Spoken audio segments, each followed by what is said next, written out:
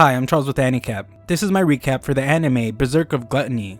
If you like my recaps, please consider subscribing. The story begins as a masked man fights several monsters. He demonstrates exceptional strength but is unsatisfied and wants more. We then watch as a man on a carriage is attacked by the same goblins and cries for help. Luckily for him, a couple of warriors arrive and the man is glad to be saved. The warriors easily defeat several of them, but there are hundreds more. This isn't a problem though, as they have more members in their group and proclaim that they will defeat all the monsters. Afterwards, we meet our protagonist named Fate, whose stomach growls from hunger. The band of warriors make their triumphant return and Fate hears them talking about their success. Fate states that he could never go goblin hunting like them since he is completely useless, and he has a stomach that never stops growling. Fate explains that he blames all his misfortune on his useless skill called Gluttony. He reminds himself to be grateful though, as at least he has a job. Sometime later, everyone marvels as the Holy Knights make their way through the town. They are a trio of Berserk siblings. A man then fears for his life as he accidentally drops some food that touches one of them, and the one named Hato questions what the peasant is doing. The peasant begins to answer, but Hato becomes furious that the man is speaking to him. The peasant begins to apologize, but this makes them even more mad. They warn that anyone that insults the Holy Knights will have their heads cut off. They decide to leave, but tell the man that he is lucky to still be alive. Everyone is upset to watch this happen, but no one is brave enough to do anything about it. At the castle, Fate is glad that the day is almost over and exclaims that it's almost time to go home. The knights make their way to the castle where they ask Fate if he thinks he has done a good job filling in for them. Fate thinks he has, so Raphael gives him his pay. As if throwing it on the ground wasn't bad enough, they make him pick it up in front of them too. Hato very clearly steps on Fate's hand on purpose, but mockingly apologizes as he states that Fate was so filthy that he didn't notice him. Fate's stomach begins to growl at the most awkward moment, and Raphael points out how disgusting Fate is.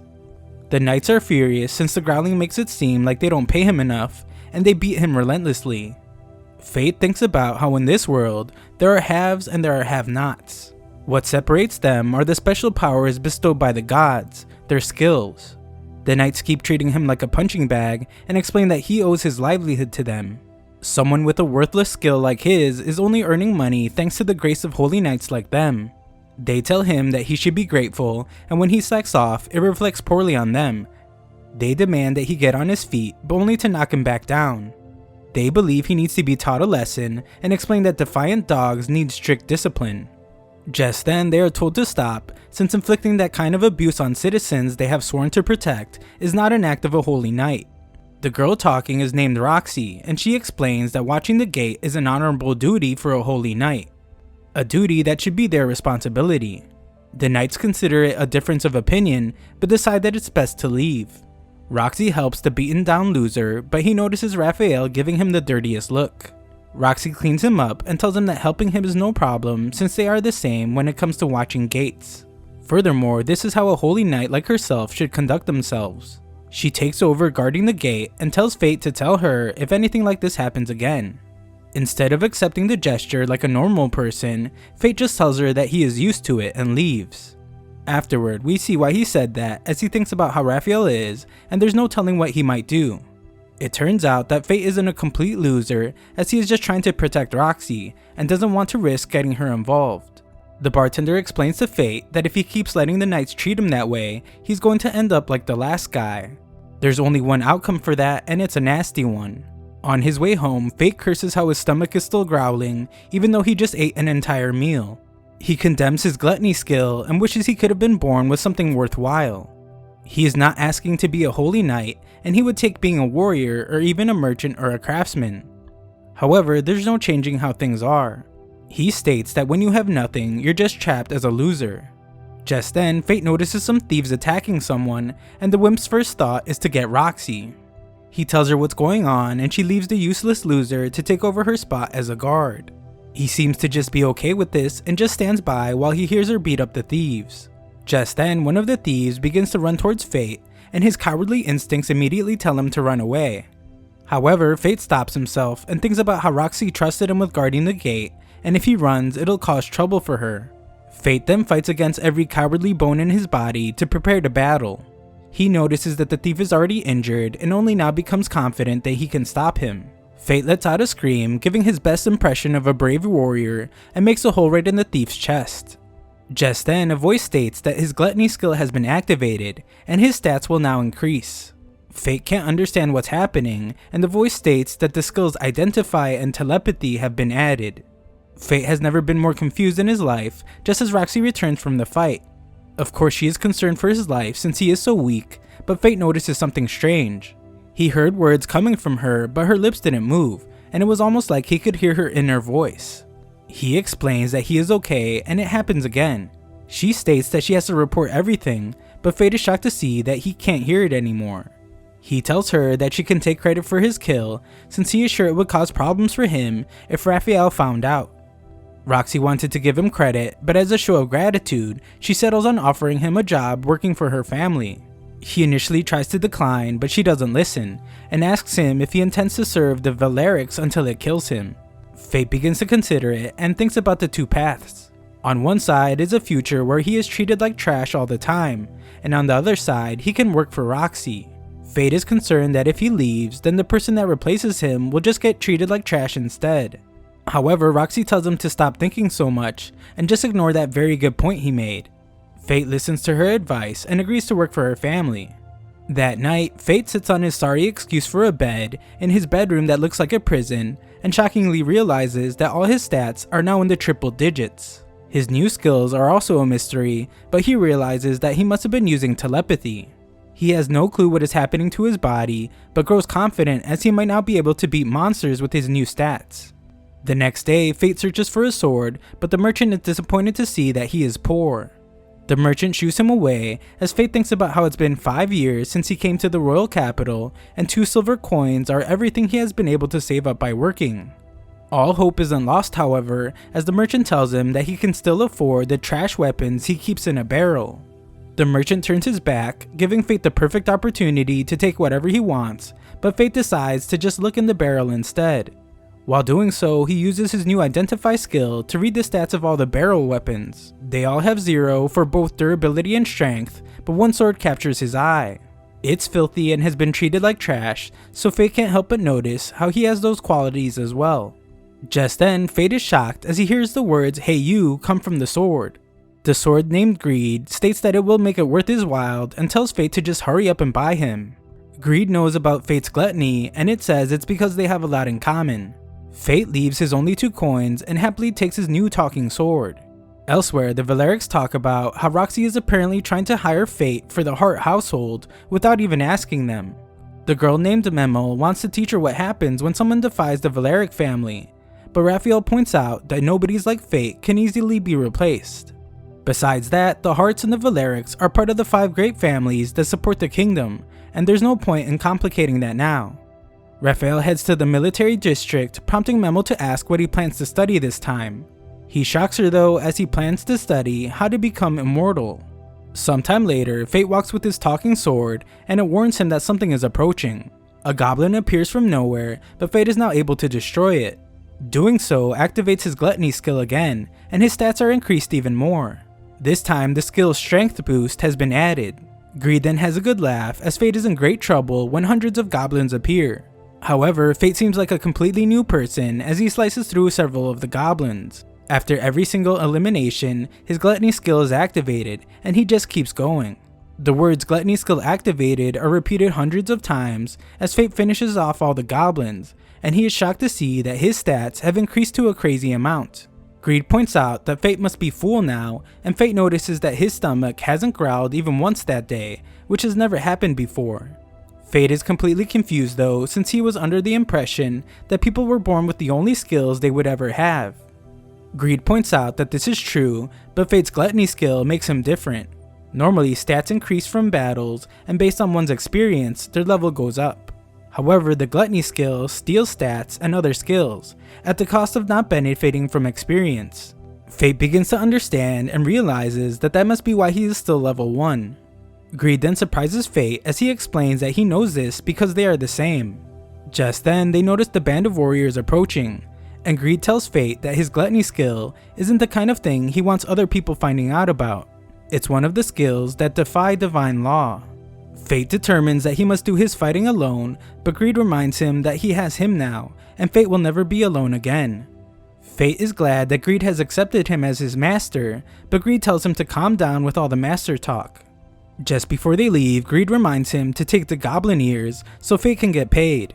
Afterward, Fate collects his reward and thinks about all the food he wants to get, but Greed reminds him that his maintenance comes first. Greed wants to be treated like the gem he is, but Fate thinks he is seeing himself too highly. The sword explains though that they don't call him Greed for nothing. Just then they run into a man, and a little girl that's with him asks for help. Fate uses Identify to see this man's threat level in case he just wants to ignore the whole thing, but finds that he has a skill that allows him to hide his stats from the Identify skill. This means there's no telling what this guy is capable of. Greed wonders what he will do, and Fate shows that he is a completely different person now, as he states that they can't just ignore the girl's cry for help. They follow him, and the scummy guy tells the girl that she will serve as a slave to the Holy Knights. Greed points out that the guy is pretty tough and tells Fate that this is his last chance to turn back. As he prepares to fight, Fate thinks about how he finally has some power now, and if someone's suffering in front of him, he wants to help them with it. Elsewhere, a woman of the church speaks to a bunch of sad, parentless children. Instead of trying to find them some parents, the nun tells them about the Holy Laplace, the creator of their world. When Laplace departed the world, she gifted the people special powers known as skills. The children, probably wishing she would have gifted them some parents, can only eat if they give their thanks, so they do. One kid is super edgy though. He doesn't stuff his face like the others, and explains that the Holy Laplace doesn't play fair. The Holy Knights and Warriors have amazing skills, but he has such a weak one, and his weak skill is probably why both his parents haven't come back from getting the milk. The woman of the cloth explains that in the old times, when Holy Laplace protected the world, there were no skills or stats, nor did monsters exist. Back then, everyone was equal. This sounds like heaven to the unwanted child, and he wishes that he had been born back then. Just then, another nun arrives and frantically explains that she can't find one of their missing orphans. She leaves to continue her search, and the other nun sighs as she wonders where the girl named Sahara has gone. Back near Fate, we see that Sahara is actually the girl he followed. The kidnapper lets out his frustrations on a steel beam and leaves, probably because that hurt a lot and he doesn't want to admit it. However, this gives our boy the opportunity he has been waiting for to rescue the girl. Unfortunately, the bad guy was standing right there, and compares Fate to all the other foolish heroes that challenge him out of some misguided notion of justice. The despicable villain points out that Fate has no chance of beating him, especially while protecting the girl. Fate wants to get her to safety, but he doesn't even know where that would be. Luckily, Greed has an idea and tells Fate to back away. The bandana-loving bad guy thinks Fate is weaker than him, so Greed thinks that they can take advantage of his overconfidence. The bad guy chases them and points out that if he kills Fate in front of the girl, then she will never disobey him again. Greed is somehow able to sense the man and tells Fate to knock over some boxes, and Fate faces the man head on. Greed becomes concerned when the man uses his sharp edge skill and instructs Fate to just strike him down through his sword. Fate does just that as he uses Greed to just slice right through everything it touches, and Fate demands an explanation from Bandana Man. The man refuses to tell Fate which Holy Knight had him kidnap the girl, so Fate resorts to good old-fashioned torture. The man can't take the excruciating pain any longer and reveals that it was Hato. A quick scene then shows how evil Hato is as he uses orphans to help him with his target practice. Fate managed to save the girl though and finds that her stomach is grumbling. They formally introduce themselves and go to get some food. Apparently the girl has never eaten before as she tries to bite food that is clearly scalding hot, and Fate reminds her to be careful. Sahara cries as it actually turns out that she has never eaten meat before, so Fate gives her his too. Later, Fate takes her back to the orphanage and is surprised when he is thanked for the first time in his entire life. Fate explains that he has weak skill just like she does, and all it does is make him hungry. Even though Fate seemingly hated his own life just the day before, he thinks he has turned into some sort of life coach and gives Sahara some advice. He states that no matter how hard things get, if you can laugh them off, one day you'll find happiness. These words actually turn out to be that of his father. Back then, he didn't understand, but his father telling him that helped him make it to this point. The self-help guru states that this is why he wants Sahara to survive too, and he leaves. A quick look at his stats shows that Fate is progressing rapidly, and Greed congratulates him on learning his first technical skill, the one-handed sword technique, Sharp Edge. This is a big deal since with technical skills, he gets tech arts, which are like secret techniques. This specific one allows Fate to attack twice in the space of one strike. That's the sharp edge Bandana Man was going to use, so Fate would have been in big trouble if he did. Greed calls Fate a hero, but our humble protagonist states that he isn't one, and if he had known about the sharp edge attack, he wouldn't have risked it. Greed points out that the truth is, battles come down to luck of the moment. There is no guarantee the stronger person will always win, so Fate realizes that luck must have been on his side. Fate thinks to himself that he wants to get stronger, strong enough that he can win without getting lucky. Just then, Greed reminds him that his first day of working for the Hearts will be the next day, and Fate screams in agony as he remembers that he didn't buy any clothes. At a bar, a man explains that someone named Sir Mason was struck down by a divine dragon. It is uncertain what will happen to the Hart family, but it's likely that Roxy will succeed him. Unfortunately, Mr. Mason was the one keeping the Holy Knights from going completely out of control, and the old man is not sure that even Lady Roxy can keep them in line. The drunk asks about Fate, and the bartender explains that he used to drop by after work every day. The next day, Fate is amazed as it's his first time in the Knights District. The Hart family estate is just as amazing, and Roxy arrives to greet him. Fate is taken aback by her appearance, and she compliments him on how well he cleans up. With that awkward interaction out of the way, Roxy brings him into another one by introducing Fate to her recently deceased father. She explains that he was taken out 5 days ago by a divine dragon in Gallia. Fate thinks about how Gallia is a continent that's dominated by monsters. One of the Holy Knight's major duties is keeping them contained. Roxy explains that the duty fell to the Hart family this year. A dangerous task, but not one that should have been deadly. However, a divine dragon that hadn't left its lair in over 1,000 years killed her father's entire force. Fate is in disbelief as he realizes that Roxy looked out for him these past few days even though she was dealing with the loss of her father. She doesn't want him to be sad though. She is the head of the house now and wants them to work together to make it a joyful place.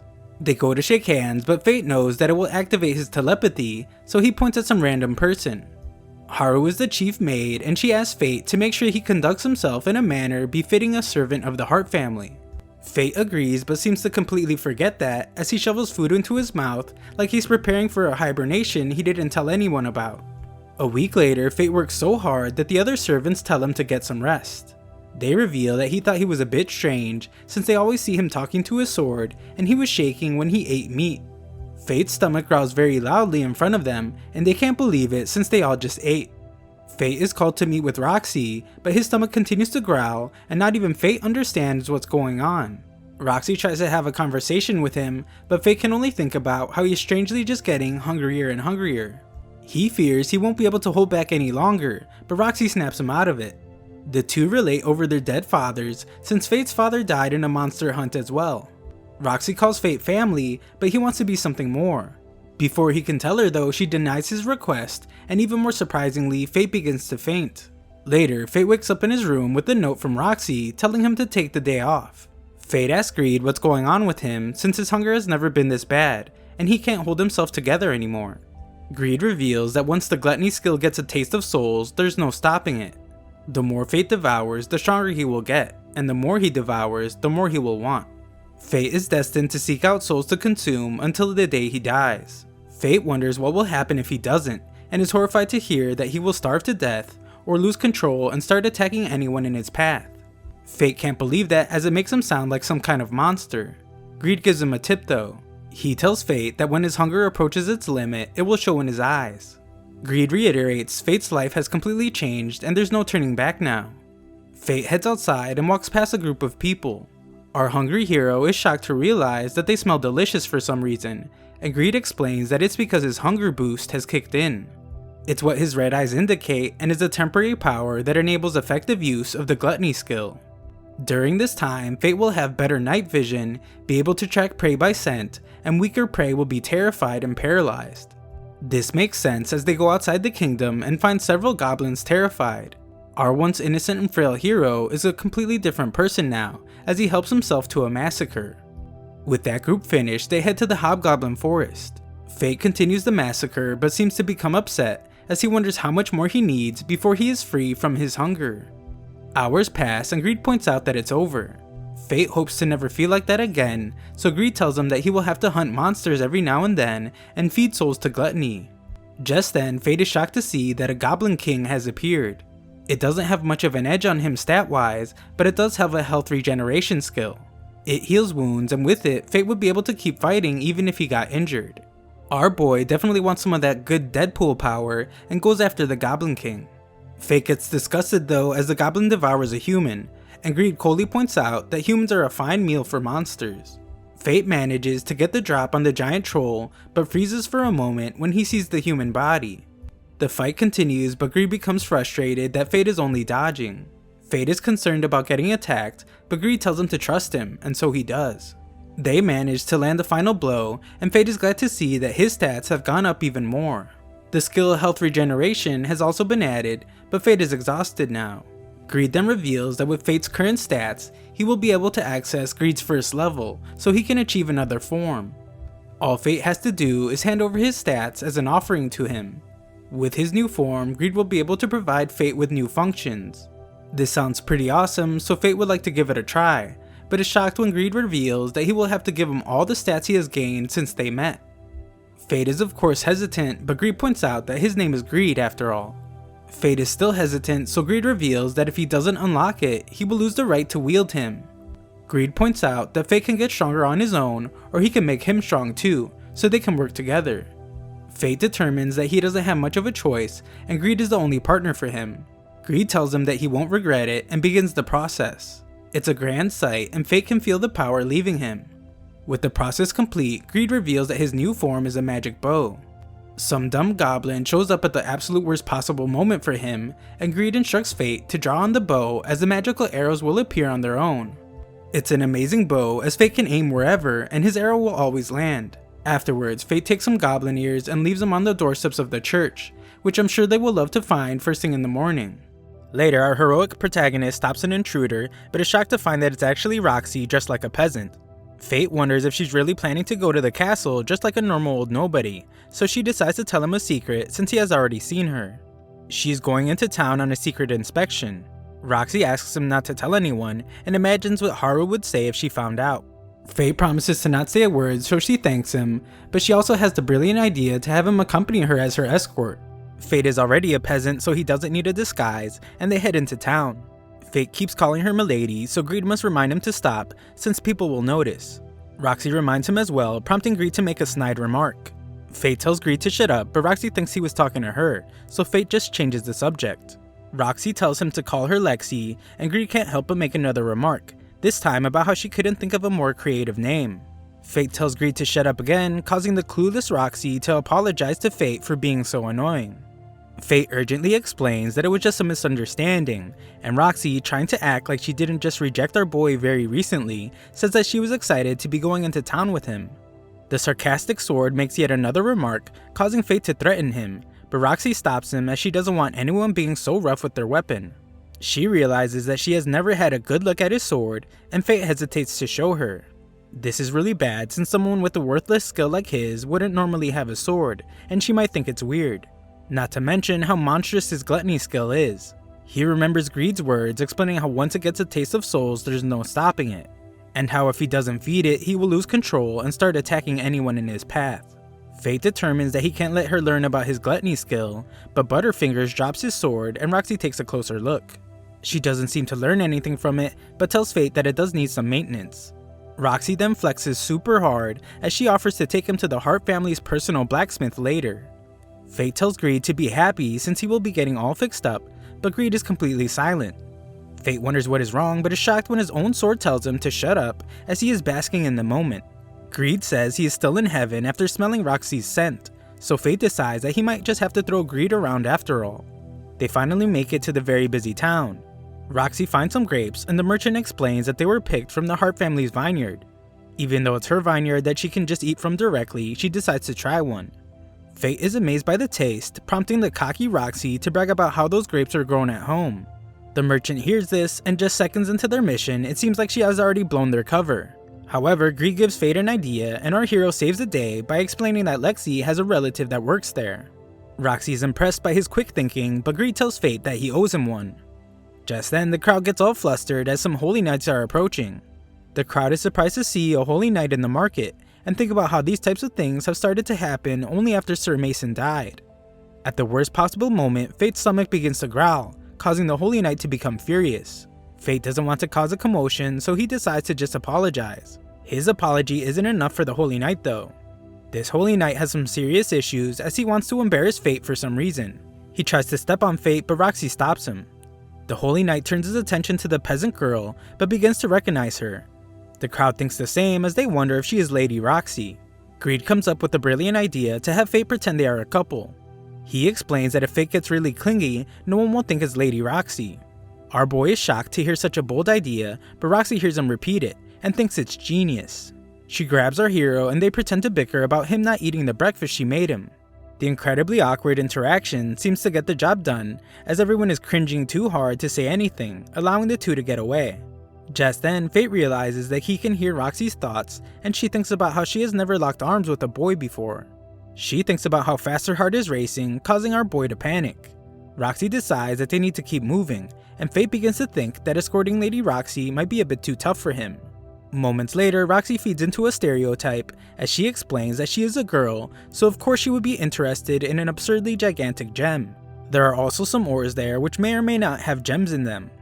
Fate uses Identify to cheat and see if there's a gem in one, but Greed tells him to be careful since merchants hate people that can use Identify. Apparently, Roxy couldn't care less about those stupid ores as she's just looking at more gems. Fate is amazed since at this moment, Roxy just seems like a normal girl, not a holy knight.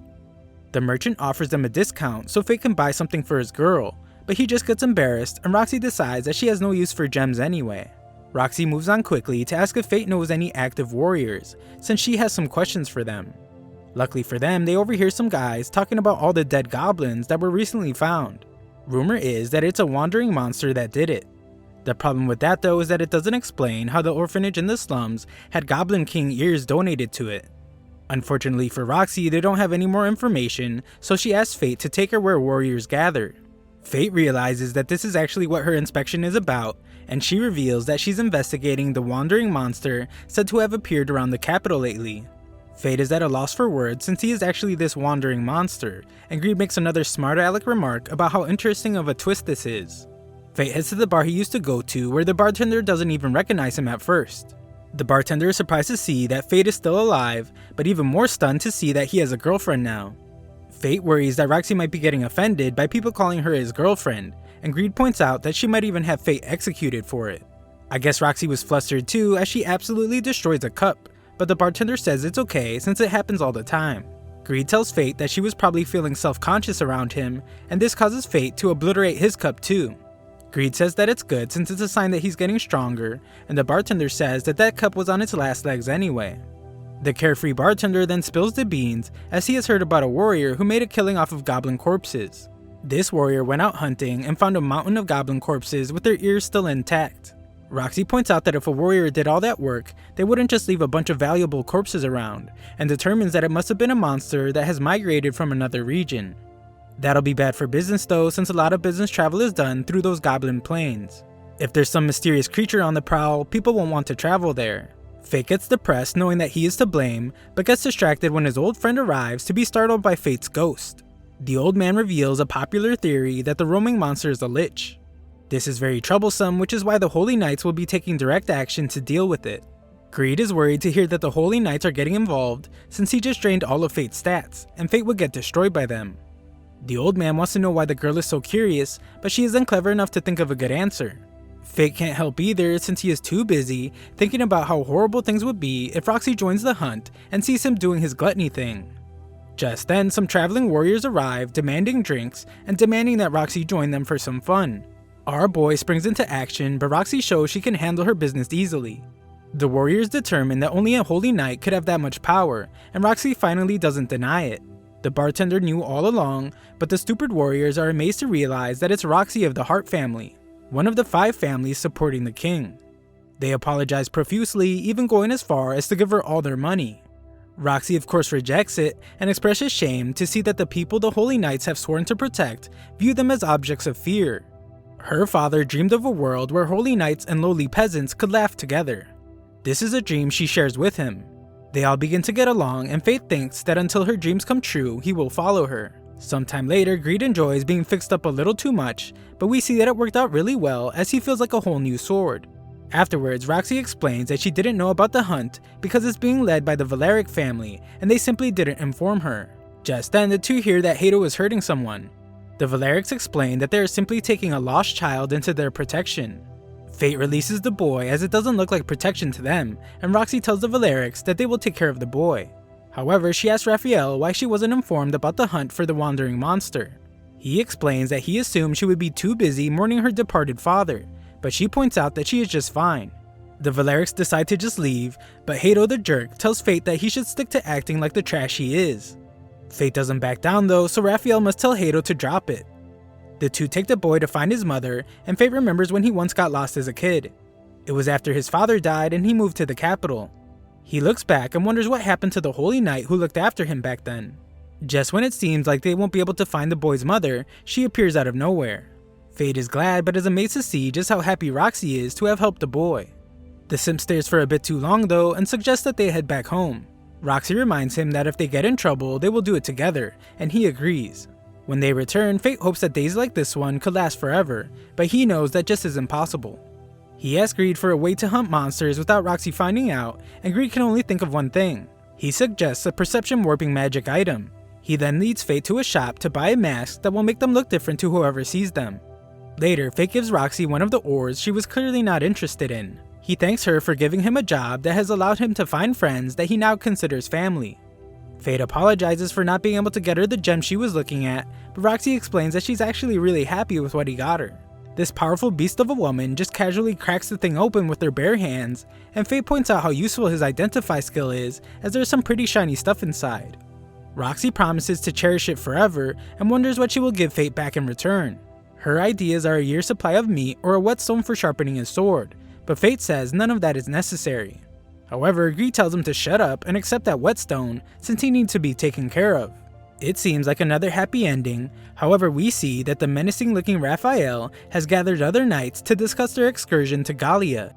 Sometime later, a group of adventurers are shocked to find that the Lich got the drop on them again as all the monsters in a certain area have been eliminated. Their shock quickly turns to pants-wetting fear as these poor fools realize that the Lich that they now call Corpse is right in front of them.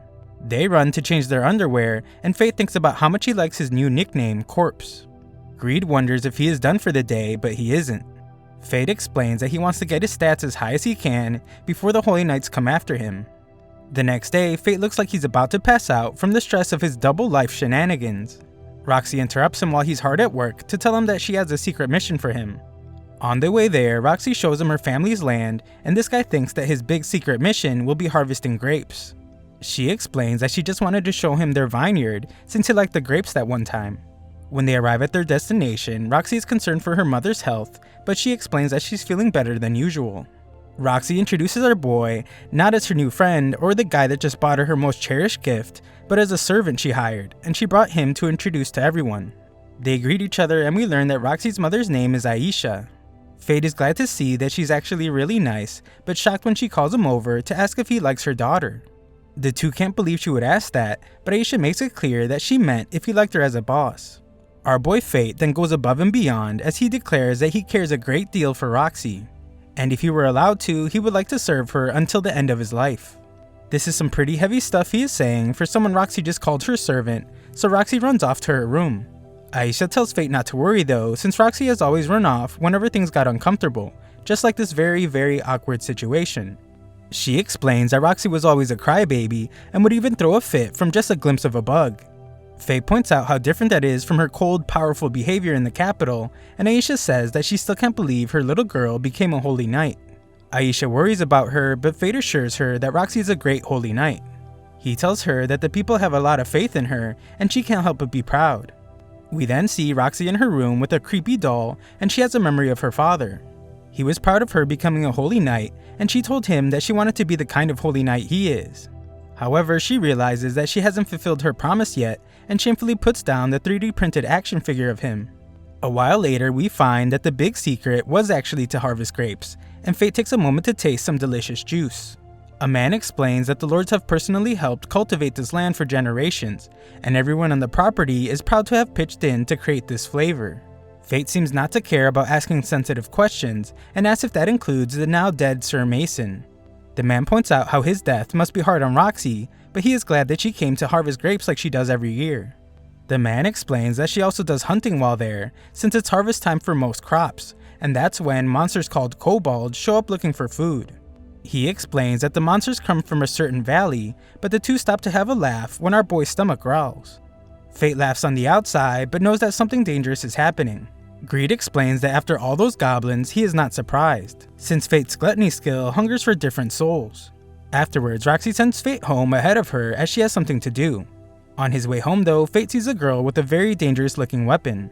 This girl stops him and Fate is shocked to see that she has the same eyes he does. He tries to check her stats, but it doesn't work. The girl gives him a good look and strangely just says that it looks like she is too early. Fate tries to figure out what the heck this random chick is talking about, but she simply tells him that she originally came for the kobolds, but now he can have them. She declares that he owes her one and tells him that they will meet again. Greed says that he has no clue who that was, but Fate doesn't believe him. Fate points out how Greed always says something without him even asking, but for some strange reason, Greed is being awfully quiet now. Greed says he isn't lying and explains that there is some stuff even he, in all his greatness, doesn't know. Roxy shows up and is surprised as the white-haired girl is a galleon. Fate points out though that Gallia was destroyed. We then get a little history lesson as Professor Roxy explains that 4,000 years ago, Gallia was a great military power. But a surge in monsters caused their nation to collapse, and most of their people died. This girl is clearly a survivor though, and Roxy is amazed as she has never seen such a full-blooded galleon before. The two begin heading home, and Fate wonders if Roxy will be okay hunting the monsters on her own. Roxy explains to the overly concerned simp that she won't be alone, as the warriors who work there will be with her. On top of that, she is a holy knight, so she is certain that things will be fine. Butterfingers drops the grapes though, and the two have a good laugh. The next day, the farmers find out that the monsters had a grand old time in the vineyard. Moments later, we watch as everyone hides and prepares to get revenge on the kobolds. However, they are all shocked to see an unknown monster appear. Fate is way more hungry than shocked though, and Greed can tell that Fate's mouth must be watering. Mouth-watering at just the sight of the monster is a big problem though, as it means that time is running out. Fate realizes that he is nearly in a starvation state and panics as he can't let Roxy see him like that. He checks the monster's stats to find it's an unbelievable level 50, and it's called the Bringer of Lamentation. It's also a crowned beast, which is a powerful monster born from accumulated aggression over a long period of time. Greed says that it's nothing like the usual monsters and it's really bad news. They return to the village where everyone is panicking as they are certain that they don't have a chance against the monster. However, Roxy shows off her speech-giving skills as she calms everyone down by assuring them that she will slay the powerful beast. She tells the warriors to prepare for battle, but Greed tells Fate that they don't stand a chance. Roxy is told that the warriors need time to get ready, so they decide to wait until tomorrow to fight. Greed wants to know what the plan is, and Fate thinks about how a monster at level 50 is too much for him at the moment. However, he can't ignore the people that need his help, and can't ignore what's happening on Heart's land. More importantly though, he can't let Roxy die, and he tells Greed to get ready for battle. Later that night, Fate goes to the forest and Greed mocks him for always playing the hero.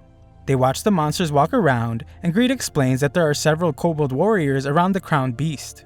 Greed asks Fate what the plan is, and he simply says that he's going to fight like a glutton. He transforms Greed into his bow form and begins slaying the monsters. The stupid monsters have no clue what's happening, and we see that Fate's gluttony skill is activated after every elimination. Fate fires an arrow at the crowned beast, and this crazy thing uses one of his soldiers as a shield. Fate switches back to his sword and uses it to close the gap by slaying several monsters. His gluttony skill has been activated numerous times, and he sees that his stats have gone way up. It isn't enough to satisfy him though, so he switches back to his bow and fires an arrow. He confidently states that this will end the fight, but he's wrong and the crowned beast grabs his arrow. Greed determines that Fate will just have to fight it up close, but they are shocked when the crowned beast prepares a move called Ruinous Strike. Greed explains that it can penetrate armor to shatter bone and pulverize organs. They pull back as they have to dodge a different attack, but still end up getting hit by the shockwave. The attack sends Fate into a river where Greed desperately calls for him to wake up. A kobold soldier moves in for a final attack, but its arms get sliced off, and we find that Fate was just pretending to be out cold. Fate fights another kobold but easily defeats it, once again activating his gluttony skill. Greed explains that Fate should be able to use his first level hidden art now. It will cost Fate 10% of his current stats, but it will allow him to put a quick end to the fight. Fate agrees to it, and Greed's bow transformation gets a huge upgrade. Fate fires the powerful shot, and the crown beast tries to counter it, but it's no hope and he is defeated. Fate thinks that the shot might have been a bit overkill, and his gluttony skill is activated once again. However, Fate is in agonizing pain. He can't understand why, and Greed explains that he overloaded from devouring a soul of higher quality for the first time. Greed desperately tells him to hold it in, since if he doesn't, it'll be even worse than his starvation state. Fate does his best to fight it, but the pain is unbearable. The next day, warriors arrive to find the aftermath of the massacre, and wonder if it was done by magic arrows. Roxy is there as well, and she wonders who could have done the massive damage. The next day, we see that Fate is fine, as Roxy tells her mother about what they saw. Roxy remembers that she saw that Gallia girl the other day, and thinks that she might have been the one that eliminated the monsters. Fate sighs in relief as he is glad that he isn't a suspect. Roxy's ready to return to the capital, and her mother thinks about how happy Roxy looks when she's talking to Fate. Later, Aisha asks Fate to stay by her daughter's side to support her, but we already know that Fate is a simp and he was going to do that anyway. She explains that she doesn't need him to become a holy knight or anything, because what's most valuable about him is his desire to help Roxy. She then kind of insults Fate as she compares herself to him. She says that she never had any skill to speak of, but was still able to support her husband. She doesn't have much time left, which is why she wants Fate to support Roxy in her place, and she tells him to take his time to think about it, so he does. On the way home, he thinks about if he's worthy of something like that, since he's hiding such a big secret from the world. That night, Fate is shocked to see that his eye is still red, and he feels an uncontrollable hunger, even though he just slaughtered a bunch of goblins. Greed explains that goblins won't satisfy his monstrous hunger anymore, but Fate points out that there are no stronger monsters around. Time is running out for him to find something that will satiate his growing hunger, so Greed tells him that he needs to decide what comes next. Sometime later, Fate sits at the bar hiding his red eye, and he decides that he's not worthy to stand at Roxy's side.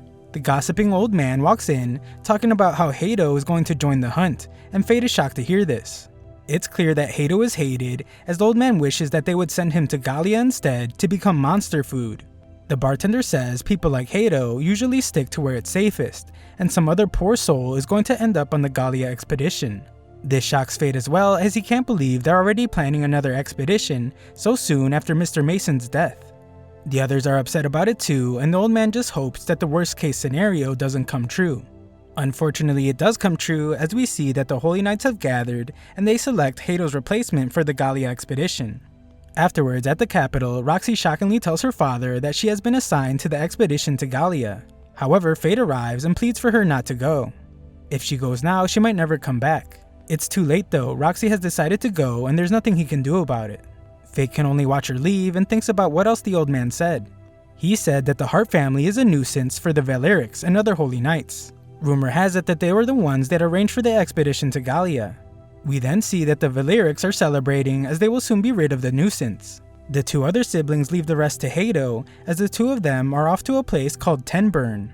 Hato wants Raphael to tell him about his big secret involving immortality. However, Raphael just tells him that he is counting on Hato to deal with the Lich. That night, Fate thinks about how he can't overturn official orders and he can't stop Roxy. However, he won't let the Holy Knights treat people like trash and cause more suffering. We then shockingly see that Fate has decided how he wants to satisfy his hunger, as he was waiting for Hato.